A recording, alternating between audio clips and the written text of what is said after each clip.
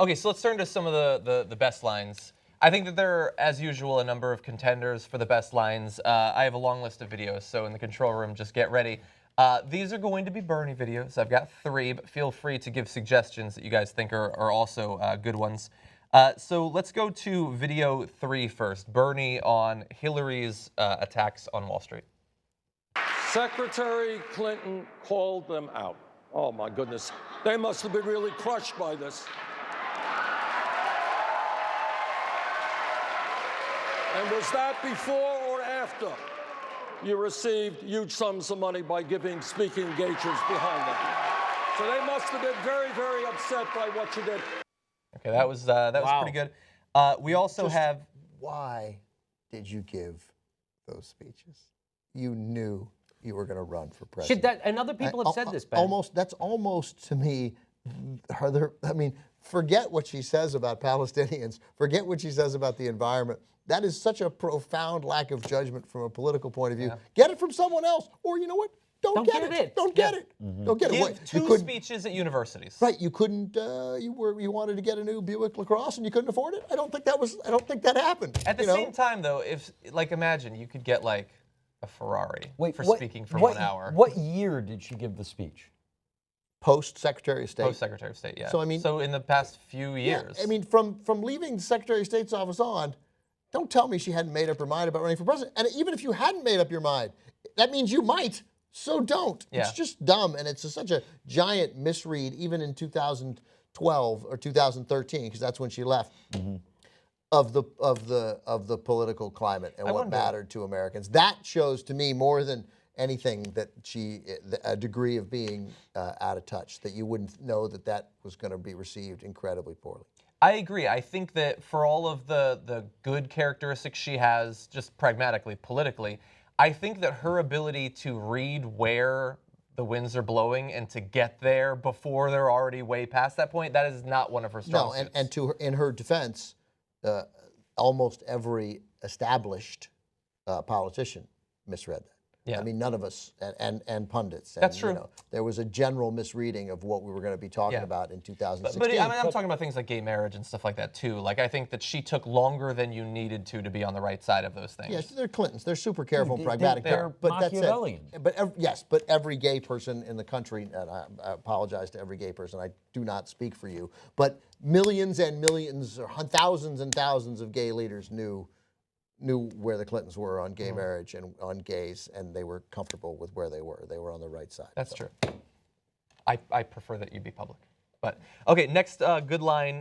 This time on the debate over some of Hillary's comments from early in the 90s. This is going to be video 5. Earlier this week at the Apollo Theater in Harlem, you called out President Clinton for defending Secretary Clinton's use of the term super predator back in the 90s when she supported the crime bill. Why did you call him out? Because it was a racist term and everybody knew it was a racist term. Look.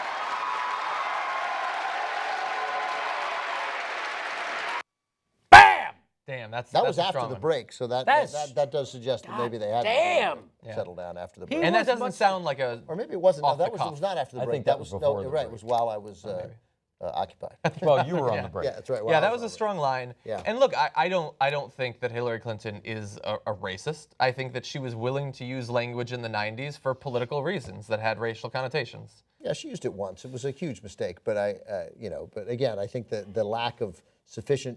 There's been some good reporting on the crime bill, but you've had to read to get it. There's not been good, thoughtful talk about the crime bill, which was supported by a majority of the Congressional Black Caucus, by black mayors across the country. It was a very different time and huge, huge concern about what had been the most violent decade that we'd ever seen. Crime was already declining at that point. Yeah, and it did not cause the mass incarcerations. It didn't. But that said, it was a super unfortunate thing, and she said it, so she should have to answer for it. And then finally, if you can get ready with video 10, this is going to be during the discussion about expanding healthcare access. Most of the people who have analyzed what Senator Sanders put out, remember he had a plan for about, 18, 20 years. He changed in the middle of this campaign. He put out another plan. People have been analyzing the new plan.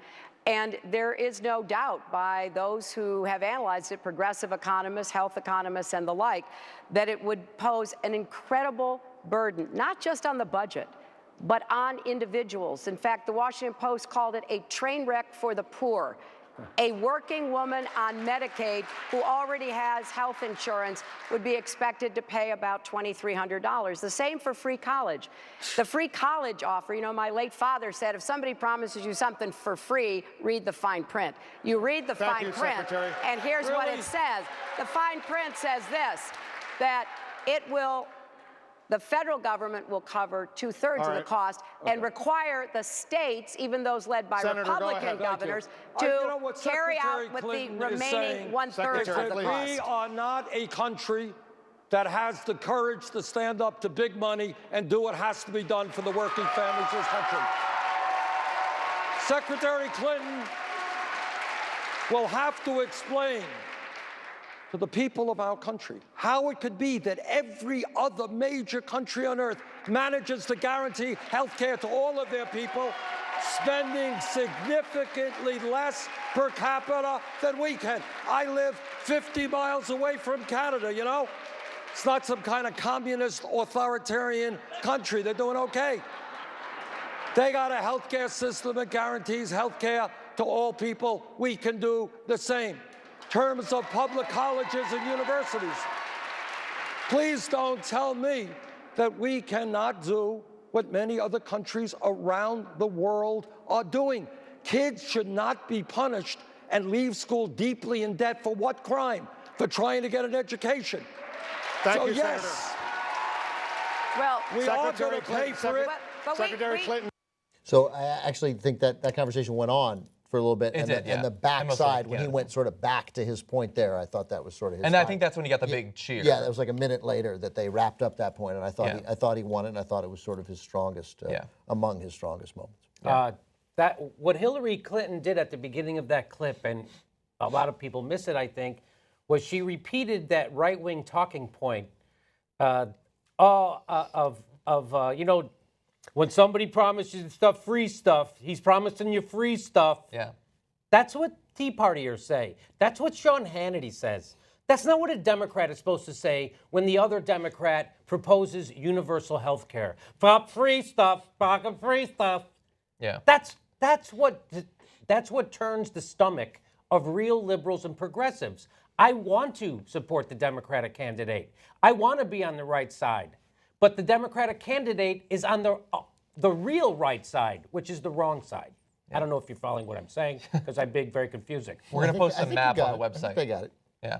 I mean, that's great. I mean, she literally did that. That is so messed up that she said, my father said, if anybody promises you free stuff, Medicare, that's how you're referring to Medicare for us. Free stuff. Yeah. And so right there, if that should disqualify her from being. Ironically, she's not the Democrat. Ironically, Bernie Sanders is the Democrat. That's why he's invigorating people. And I've said it before, all the debate that used to happen in the general election, we used to have a Republican who was in bed with big business and stood up for big business and was a war hawk. And then we had a Democrat who stood up for workers and was anti-war. That's not anymore. What we have is that's taking place in the Democratic primary this year.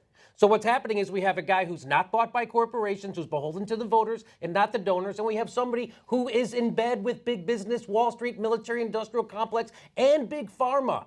Yeah. And that's the debate that's taking place right now. It's not a Democrat it's a Republican versus a Democrat in the Democratic primary. So that's what's happening right now. And people pretending anything else, it's hard to take them seriously.